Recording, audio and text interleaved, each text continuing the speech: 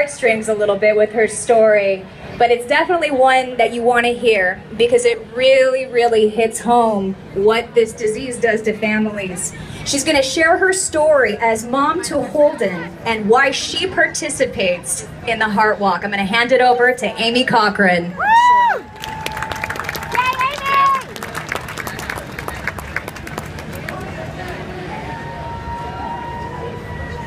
Okay, I'm not going to lean against the podium. So unlike most parents, finding out the sex of your child is one of the most amazing and moments in a pregnancy that you will never forget. And for Doug and I, that was absolutely true, but for many different reasons. On April 15th, 2010, during when I was pregnant, our normal sort of 18-week checkup, just moments actually after we found out that we were having a little boy, we found out, we found out that there was a pretty serious issue with his heart. So the remainder of my pregnancy was filled with lots of appointments and lots of ultrasounds, and there was even discussion of fetal surgery on him while I was still pregnant. On September 15th, Holden was born, and it was confirmed that he had a pulmonary stenosis. He was instantly rushed, and the doctors immediately started working on him. And while it was really incredibly difficult to not even be able to hold my son right after he was born, I was so incredibly grateful for the fact that he got instant need and instant care for his issue. And honestly, in addition to feeling really grateful, I was actually really mad. I was mad at the world. I didn't understand why this little guy had to go through that and what I wanted to do. And I was really mad, and I really, really wanted to fight.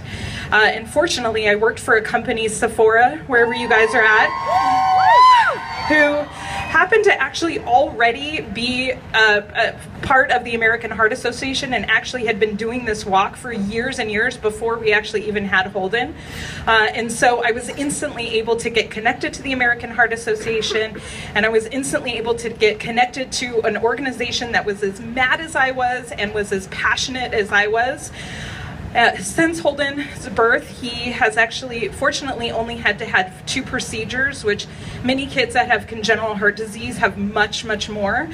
And honestly, his cardiologist is very, very optimistic about him and his overall progress. However, it is very likely that Holden will need his pulmonary valve replaced at some point in his future.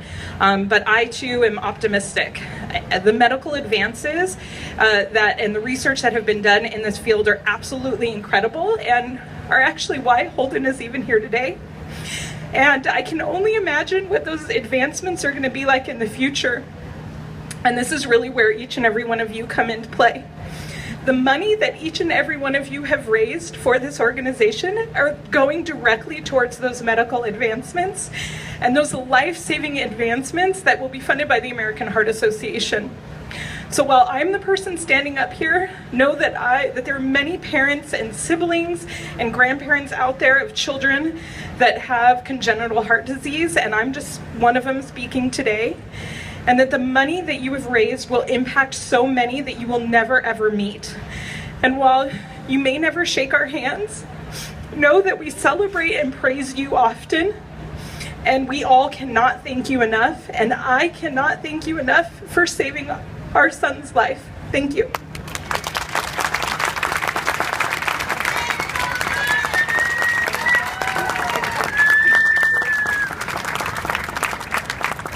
Thank you, Amy. What a beautiful story and a beautiful, beautiful